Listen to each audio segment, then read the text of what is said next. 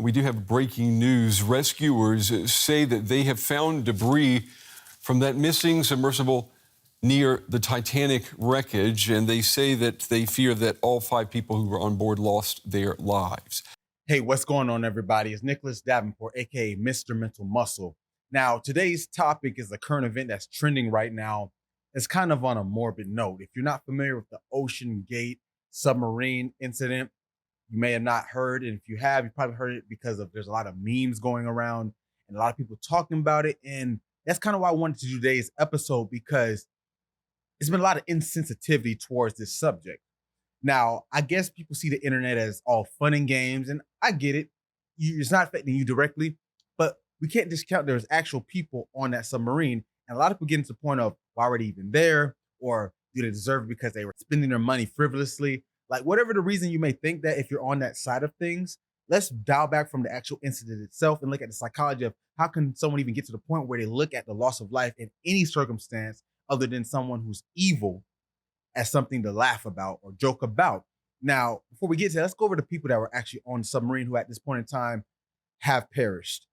There's the CEO of OceanGate, that's Stockton Rush, Hamish Harding, Paul Henry Norgio, now sorry if I messed that name up, Shazad Dawood, and his son, Solomon.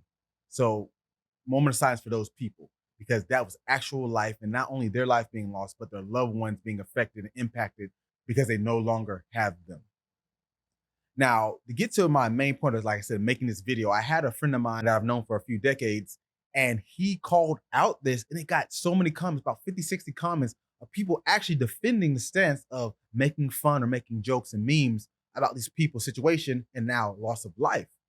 And I commented back, and I rarely get involved in these things, but I said, I agree with you. These are actual people, and people are being insensitive. And I'm not here to pass judgment, but like I said, since I'm a scientist and I'm in the applied psychology world, I want to break down what I saw, how this makes sense, and the mindset of these people or what they're doing. Because there's something called morbid curiosity. And I'm going to bring this up because this is the theory that maybe we evolved to take maybe attention to things that may be disheartening, things that may be gruesome, that have scenes of death, the violence, things of that nature. And we can see it as simple as in the movies we watch. Like, we see this reality that's simulated and it looks real, but it's not. But nowadays with social media, you can even see real death because there's people who get killed, whether it's a shooting, a car accident, and it's posted online. And people are seeing their last breaths being taken. So this kind of desensitizes us. And I'm not making this an excuse, but this morbid curiosity can probably lead to why a person gets to the point where they're just making memes, making fun of people. Now, I talk about cognitive biases a lot on this channel, and the cognitive bias is how our brains make sense of things in real time, and sometimes it's a misjudgment. So once again, not excusing this behavior, because I do not condone it. I think it's very insensitive to families and the victims, but what's going on here? So the first one I'm talking about is online disinhibition bias. So this means that you're basically okay with saying what you're going to say online because you know you're not in person. There's no real direct consequence. Think about it. How many people have you seen, or even if this is you, they share their life story, what they're going through, or I just lost my job, or even been about the relationships. And while that's your prerogative, this is something you typically won't do in real life.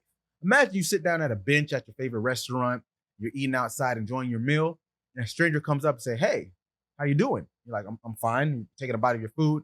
They say, you know what? My wife cheated on me.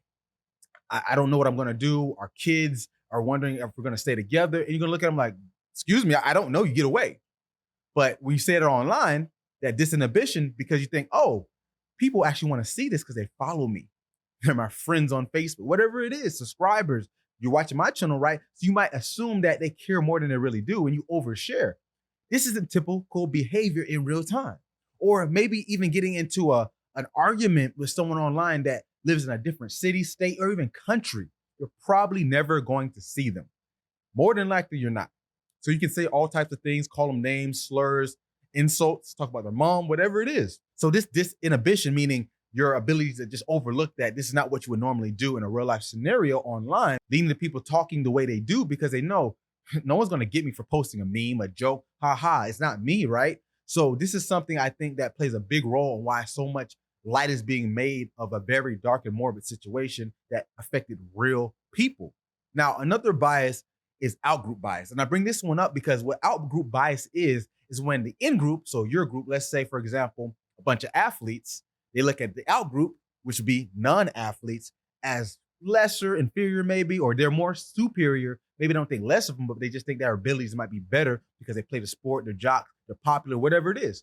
So you're going to act based upon that behavior. So I use this example for out-group bias because a lot of the memes I saw were about them being rich, because it did cost money to get on this submarine to do this expedition to look up the Titanic. So there's a meme right here I'm going to read. It says, "Props to the Titanic on still drowning rich people after 111 years." Now, people see this as funny. I find it distasteful. People died on the Titanic originally back in 1912, and people died, these 5, in the submarine on OceanGate. So it's like we're making light of it and going back to the morbid curiosity. Maybe this is just how they cope with things, like laughing. But it's like you're probably not coping because it didn't affect you. And the reason it didn't affect you is why you don't care and you're insensitive in the first place. So you see how this outgroup bias thinking, oh, the rich people, because I saw a lot of memes. I even saw one that said, oh, I'm white, but I'm not. Go down and look at the Titanic and the submarine white. Now it's bringing race into it. And that's a good point, because let's remove rich with another word. Imagine saying, oh, I think less of this group because they're rich. Replace that with black. Replace that with Muslim. Replace that with Jewish. Replace that with gay. Everyone's up in arms, right? And that's why on this channel, I like to report unbiased information, because I am a black man, obviously, but look at it that way. Because racism wouldn't be tolerated for our group that's treated lesser because of the color of their skin, their race, their culture. That's called racism, and we do not tolerate that. We have a problem with that, right?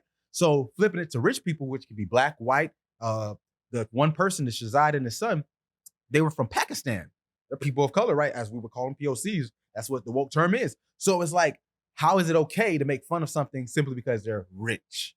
Something is just a status based off the amount of income and revenue and net worth they have.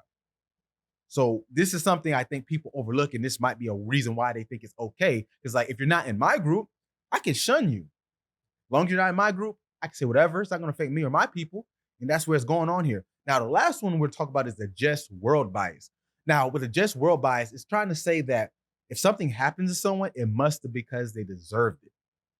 Once again, people are saying that because, oh, they're rich. You have enough money to blow on a $250,000 for an expedition to the bottom of the ocean. You must deserve it, because why not do something better with it? Well, I'll back that up and say, what do you define as better?